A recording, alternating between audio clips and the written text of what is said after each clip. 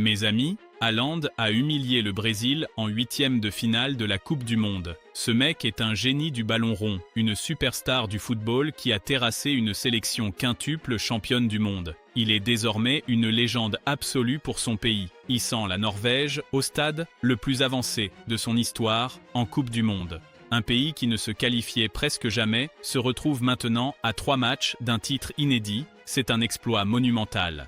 8 victoires en 8 matchs lors des éliminatoires, laissant l'Italie sur le carreau avec Haaland qui a marqué à chaque rencontre. Ce joueur au sommet du football mondial plante un doublé et plie le match au moment où sa sélection en avait le plus besoin. Il compte désormais 54 sélections et un total incroyable de 62 buts, égalant Messi et Mbappé en tête des buteurs de la Coupe du Monde tout en ayant un match de moins. Car il ne faut pas oublier que face à la France, en phase de groupe, la Norvège avait aligné une équipe entièrement remaniée et Haaland n'avait pas disputé la moindre minute. Il en est maintenant à 7 buts en 4 matchs. Ce qu'il est en train de réaliser est tout simplement incroyable et je me devais de venir ici pour débriefer ce choc. Mais avant de plonger dans l'analyse technique, je voulais vous demander un petit like et de vous abonner. Vous donnez une force énorme à la chaîne. Un grand merci pour ça. N'hésitez pas non plus à donner votre avis sur le match dans l'espace commentaire. Je sais que vous avez regardé cette rencontre, vous suivez la Coupe du Monde, alors lâchez-vous. Votre avis compte beaucoup pour nous et on répond à tout le monde. Alors abonnez-vous, mettez un pouce bleu et c'est parti pour l'analyse tactique de ce match. Le Brésil est entré sur la pelouse en attendant la Norvège. Cette action que nous regardons est à l'image du match. Le Brésil qui tente de casser le rythme de l'adversaire, tandis que la Norvège cherche constamment à accélérer dès qu'une brèche s'ouvre. Dès l'entame de la rencontre, on a tout de suite vu la configuration tactique. Odegaard qui combine énormément avec Haaland et Sørloth pour verticaliser le jeu au maximum, car c'est le point fort de l'attaque norvégienne. Ainsi, quand Odegaard sert Sørloth, celui-ci prend la profondeur, prend à revers l'arrière-garde brésilienne et remet en retrait. 3 joueurs norvégiens arrivaient lancés pour couper la trajectoire, mais leur tentative fuit le cadre. Cela a résumé la Norvège pendant tout le match. Une supériorité dans la possession de balle et une circulation fluide jusqu'à trouver de la vitesse. Mais que faisait le Brésil ? Il tentait de récupérer le ballon rapidement, comme sur cette action, de réaliser une interception et d'enchaîner des passes ultra rapides pour prendre la défense à contre-pied afin de s'approcher un maximum du but. Comme la charnière centrale norvégienne n'est pas la plus sereine, le Brésil a réussi, grâce à ses transmissions accélérées, à mettre Matheus Cunha dans d'excellentes dispositions aux abords de la surface. Il finit par obtenir un penalty. C'était un penalty flagrant et l'arbitre a dû consulter la VAR, mais il a fini par l'accorder, commettant une injustice. Les supporters brésiliens sont furieux que Vinicius n'ait pas tiré ce penalty, et Guimaraes a ainsi amorcé l'élimination.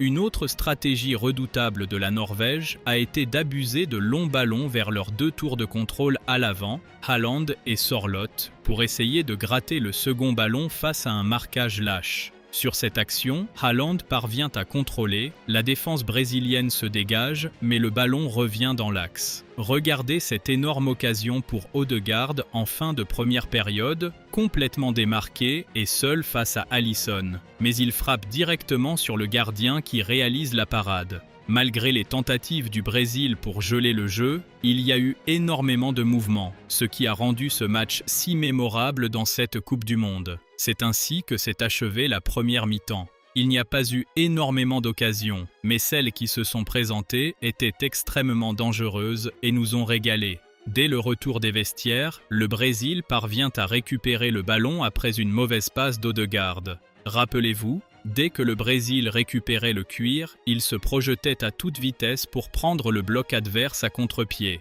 Vinicius enrhume son vis-à-vis et lance en profondeur Hendrik, qui venait tout juste d'entrer en jeu. Sur son tout premier ballon, il se présente seul face au portier norvégien, mais sa frappe passe à côté. Autour de la 58e ou 60e minute de la seconde période, le Brésil était supérieur. Il prenait les rênes de la rencontre en asphyxiant la Norvège grâce à un pressing agressif. Mais tout a commencé à capoter avec l'entrée de Neymar à la 67e minute. Car jusque-là, le Brésil parvenait à dominer l'entrejeu avec un bloc compact où tout le monde défendait.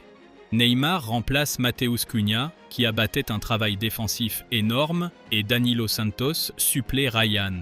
Sauf qu'en raison de sa condition physique, Neymar est un joueur de moins à la récupération.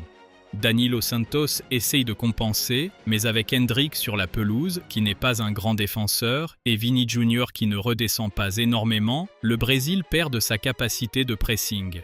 Malgré ce joueur de moins et un système déséquilibré, la Seleção s'obstine dans son plan de jeu basé sur la récupération haute. Et ce fut l'erreur fatale du Brésil dans ce match. La Norvège revient alors dans la partie. Elle avait déjà le contrôle du ballon, mais elle parvenait désormais à s'approcher de la zone de vérité.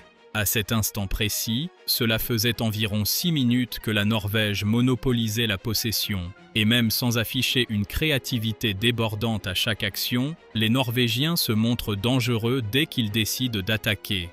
Après une longue séquence de possession sans la moindre réduction d'espace de la part du bloc brésilien, Endrick se replie pour essayer de cadrer Andreas Schjelderup, mais il manque son tacle. L'ailier élimine facilement son vis-à-vis, car défendre n'est clairement pas la spécialité du jeune attaquant, et se retrouve libre d'ajuster son centre puisque Danilo, le latéral brésilien, n'est pas sorti pour venir faire le dédoublement défensif. Et face à un serial buteur présent dans la surface, ce genre d'erreur se paie cash. Jusque-là, Haaland s'était montré plutôt discret, mais sur une telle offrande, il ne pardonne pas. 1-0 pour la Norvège. Derrière, le match a complètement échappé au Brésil. Il était déjà trop tard pour réagir, se montrant incapable de se créer des occasions car les joueurs sur la pelouse n'étaient pas des profils de petits espaces, ils avaient plutôt des qualités de percussion et de vitesse. Cette fois, c'était au tour de la Norvège de laisser le ballon au Brésil, l'arroseur arrosé, et Neymar n'est plus ce joueur capable de créer des décalages à chaque instant. L'une des meilleures séquences pour acter l'égalisation à un partout intervient lorsque Casemiro joue en pivot pour Endrick. Ce dernier tente de s'infiltrer dans le dos de la défense en faisant parler sa vitesse, mais il est taclé par le défenseur norvégien Kristoffer Ajer qui, en dégageant le ballon, passe à 2 doigts du contre son camp. Si le gardien n'avait pas été d'une vigilance absolue, c'était un but magnifique contre son camp. Mais le Brésil n'a pas eu cette réussite. Avec des Brésiliens contraints de se ruer à l'abordage, ce schéma de jeu long sur renvoi aux 5,50 mètres a été encore plus exploité par la Norvège. Regardez, juste après cette opportunité brésilienne, le gardien relance loin sur son 6 mètres en cherchant Haaland, qui parvient à dévier le ballon de la tête pour Schjelderup. Observez cette situation de contre-attaque à 4 contre 2, et pourtant, la Norvège prend le dessus. Schjelderup élimine son vis-à-vis, il n'y a personne en couverture alors qu'un milieu défensif tente de revenir, puis il décale Haaland. Regardez tout l'espace dont bénéficie Haaland malgré 3 joueurs face à lui. Aucun d'eux ne sort sur lui pour réduire l'angle, et le cyborg a tout le temps de contrôler, de fixer et de planter le deuxième but. Ce second but est une pure merveille de génie.